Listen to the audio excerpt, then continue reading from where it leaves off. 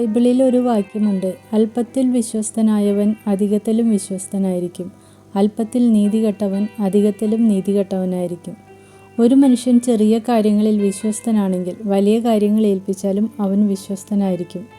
ഇത് പണത്തെക്കുറിച്ച് മാത്രമല്ല ഈശോയുടെ പറയുന്നത്. ബന്ധങ്ങളായാലും വാക്കുകൾ, സമയത്തിൻ്റെ കാര്യത്തിലായാലും ദൈവം നമുക്ക് നൽകിയ ചെറിയ അനുഗ്രഹങ്ങൾ എല്ലാറ്റിനും ഇത് ബാധകമാണ്. നമുക്കുള്ള ചെറിയ അനുഗ്രഹങ്ങളെ വിലമതിക്കുമ്പോൾ ദൈവം കൂടുതൽ അനുഗ്രഹങ്ങൾ ഏൽപ്പിക്കും എന്നതാണ് ഈ വചനത്തിൻ്റെ ആഴത്തിലുള്ള അർത്ഥം. ഇന്ന് നന്ദിയുള്ള ഒരു ഹൃദയത്തോടെ നമുക്ക് 3 കാര്യങ്ങൾക്ക് നന്ദി പറയാം. ഒരു പുതിയ ദിവസം കൂടി എനിക്ക് നൽകിയതിന് ഞാൻ നന്ദി പറയുന്നു. കഴിഞ്ഞ രാത്രിയിൽ സമാധാനത്തോടെ ഉറങ്ങാൻ കഴിഞ്ഞതിന് ഞാൻ നന്ദി പറയുന്നു. ഇന്ന് എന്നിലേക്ക് വരുന്ന എല്ലാ നന്മകൾക്കും അനുഗ്രഹങ്ങൾക്കും സന്തോഷങ്ങൾക്കും ഞാൻ നന്ദി പറയുന്നു.